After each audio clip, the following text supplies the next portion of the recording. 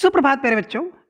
आज हम कक्षा 7 की दूसरी पाठ्य पुस्तक बाल महाभारत के एक महत्वपूर्ण प्रसंग लाख का घर जो कि पांडवों को मारने के लिए बनाया गया था उसके बारे में जानेंगे। अब आगे देखें। भीमसेन का शरीर बल और अर्जुन की युद्ध कुशलता देखकर दुर्योधन की जलन दिन पर दिन बढ़ती ही गई। वह ऐसे उपाय सोचने लगा कि जिससे पांडवों का नाश हो सके। इस कुमंत्रणा में उसका मामा शकुनी और कर्ण सलाहकार बने हुए थे। बूढ़े धृतराष्ट्र बुद्धिमान थे। अपने भतीजों से उनको स्नेह भी काफी था, परंतु अपने पुत्र से उनका मोह भी अधिक था। दृढ़ इच्छा की उनमें कमी थी, पर वह किसी बात पर वह स्थिर नहीं रह सकते थे। अपने बेटे पर अंकुश रखने की शक्ति उनमें कहीं नहीं थी।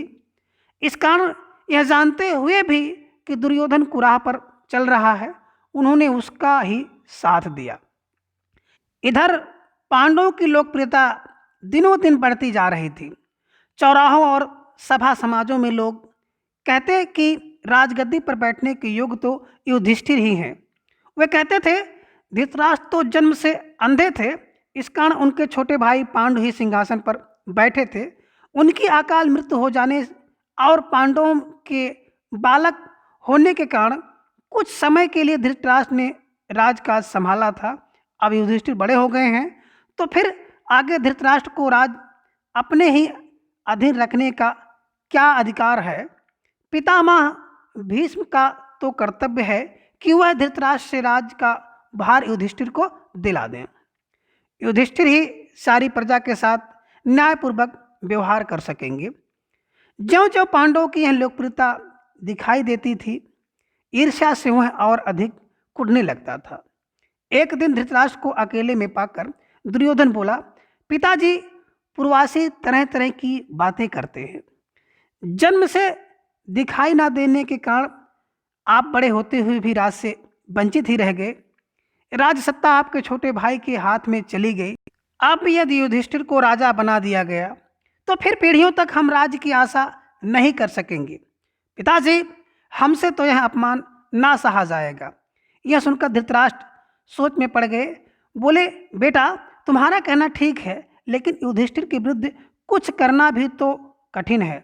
युधिष्ठिर धर्मानुसार चलता है, सबसे समान स्नेह करता है, अपने पिता के समान ही गुणवान है। इस कारण प्रजाजन भी उसे बहुत चाहते हैं। यह सुनकर दुर्योधन बोला, पिताजी आपको और कुछ नहीं करना है, सिर्फ पांडवों को किसी न किसी बहाने बरड़ावत के मेले में भेज दीजिए। मैं आपको विश्वास दिलाता हूँ, इतनी सी बात से हमारा कुछ भी बिगाड़ नहीं होगा। इस बीच अपने पिता पर अधिक दबाव डालने के इरादे से दुर्योधन ने कुछ कूटनीतिज्ञों को अपने पक्ष में मिला लिया। वे बारी बारी से धृतराष्ट्र के पास जाकर पांडवों के विरुद्ध उन्हें उकसाने लगे।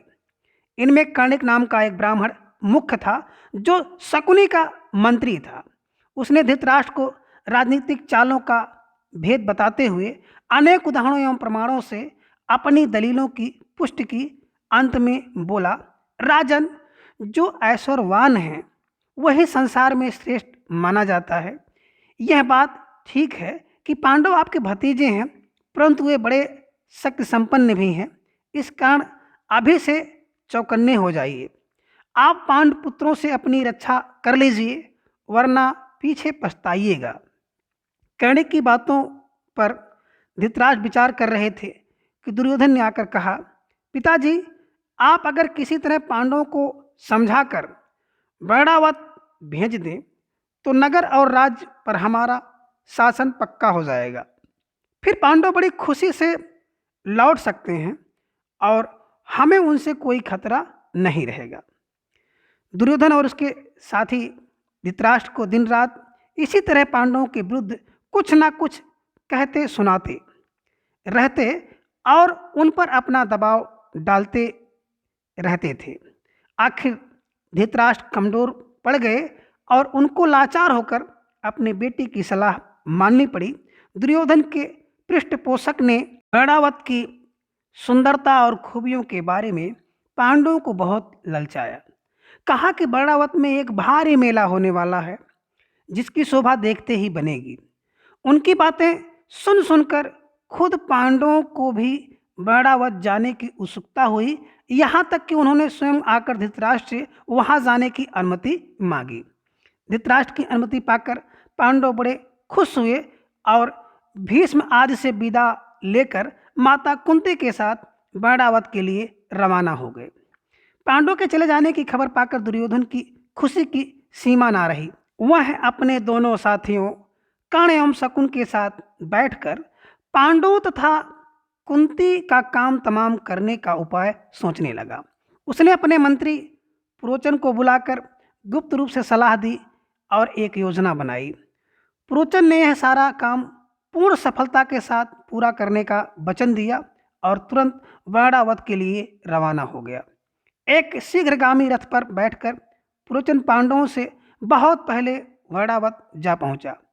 वहां जाकर उसने पांडवों के ठहरने के लिए सन, घी, मोम, तेल, लाख, चर्बी आदि जल्दी आग पकड़ने वाली चीज़ों को मिट्टी में मिलाकर एक सुंदर भवन बनवाया। इस बीच अगर पांडव वहां जल्दी पहुंच गए तो कुछ समय उनके ठहरने के लिए एक और जगह का प्रबंध पुरोचन ने कर रखा था।